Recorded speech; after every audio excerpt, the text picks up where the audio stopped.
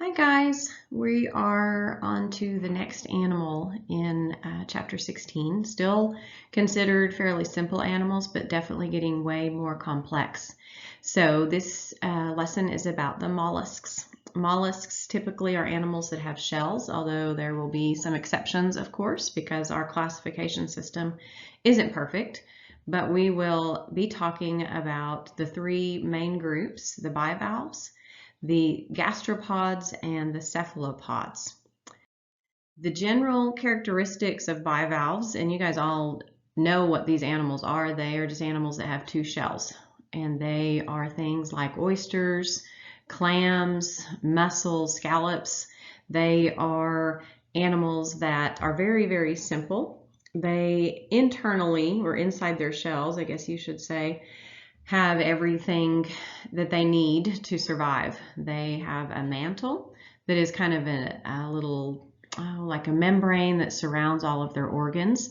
They have digestive glands, they have a heart, they have reproductive organs, but on a very simple scale. They also have one big muscle that is actually called their foot, that is what moves the actual animal. And some of you, if you've ever been to the beach, may have dug in the sand and picked up the little tiny clams that live there. And if you hold them in your hand, you'll feel them kind of trying to dig down to get away from you, basically, but they will use their tongue to do that. The picture is one of the bigger clams, and you can tell the difference between a clam and an oyster because the edge of an oyster shell is very rough. A mussel in general is more long shaped, and then scallops, and this actually may be a scallop, but they have more of a shape or kind of a pattern on their shells. All right, now the gastropods. These are the snails and the slugs. They are animals that can live in water and on land. They can move back and forth. Slugs in general tend to live on the land for the most part. They also have a very simple internal structure. They have a heart, they have digestive organs, they do have some reproductive organs, but for the main part, it rests kind of right on top of their foot, and the foot is actually just this little area that is actually in contact with the ground, and then the stomach or the internal organs are right above that, and that is all called the visceral mass. The cephalopods are the most complex of the mollusks. They are animals that all live in water. The meaning of the name cephalopod is actually head foot. They have a very distinctive head region, and then their foot is actually divided into different arms, different like tentacles. Their octopus are probably the most familiar to us as far as the cephalopods. Squid will dissect one of those. The chambered nautilus, that is the only cephalopod that has an external shell. And then the cuttlefish. This is a picture of a cuttlefish, and I just kind of think they're cute, so I put it on there. They do all have a form of a shell. Very, very small in some cases, and actually in the octopus pretty much not there. Kind of depends on the species. All right, now the structures in general for mollusks. They have 3 germ layers, so again that is as complex as it gets. Most of them have cephalization and that bilateral symmetry. The big exception to that are the bivalves. They don't have a head. They don't really have any symmetry.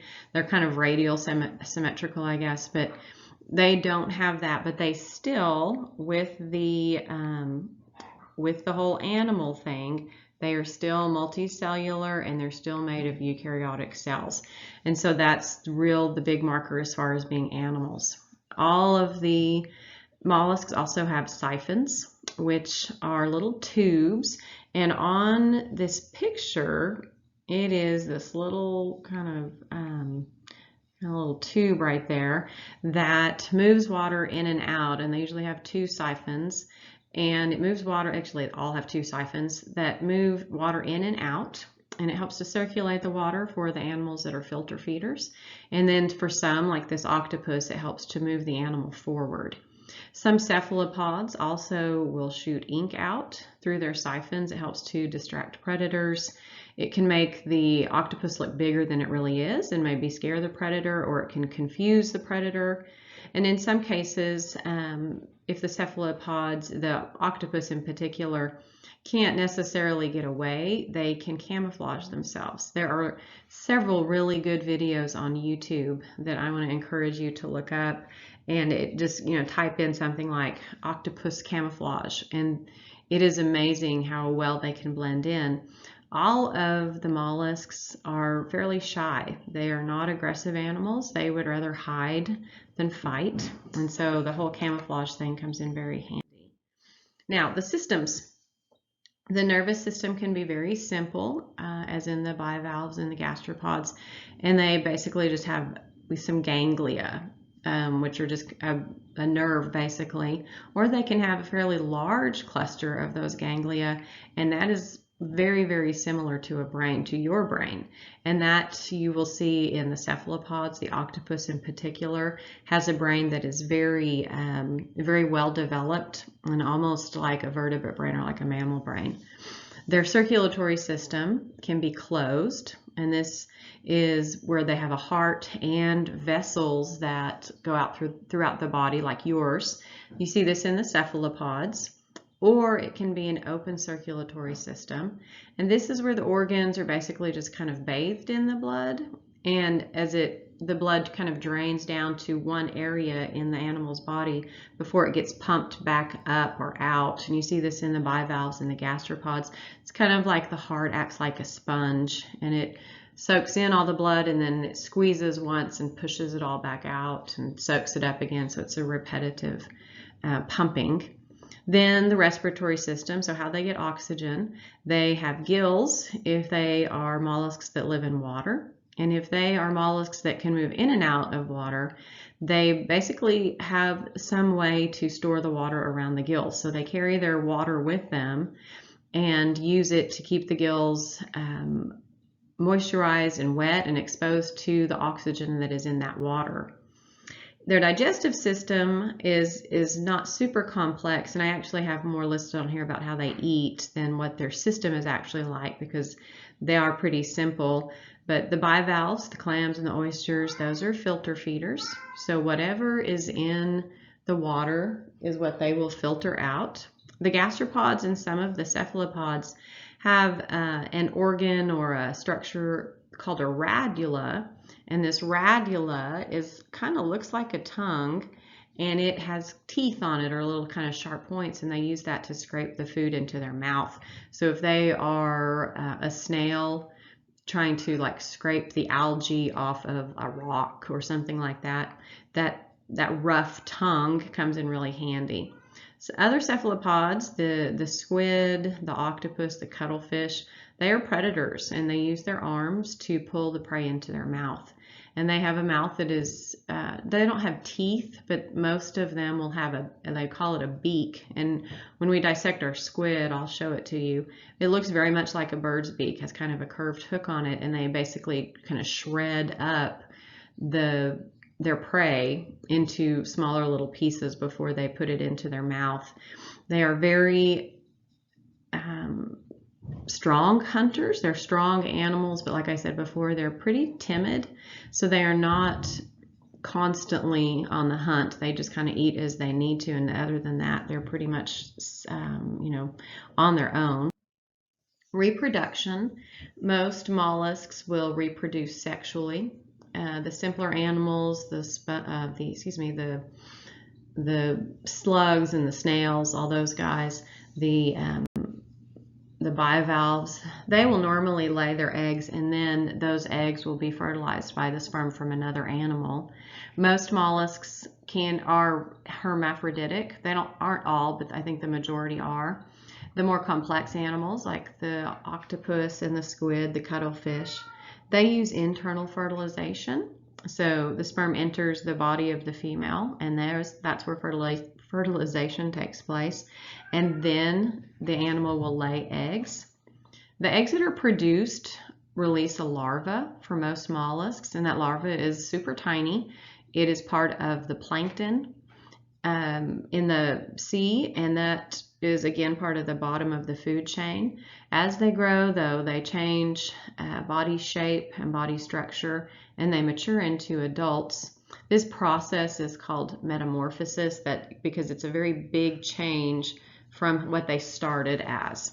Cephalopods, on the other hand, in particular, again, the octopus, will release eggs that are just miniature versions, or the eggs will release miniature versions of the adults. So they're just little tiny octopus. And then finally, in the environment, mollusks can be carnivores, which means they're meat eaters and hunters, herbivores that will eat on the seaweed in the ocean. They will eat the plants in your garden, as slugs, for example. They can be scavengers that will just filter out whatever they can from the water or from what's around them. They will eat other organisms, obviously. They also will, like I said before, be hunters. Octopus will hunt crabs and different animals with hard shells, and they have the ability to tear those shells apart with their strong beak. So they're very good at finding food.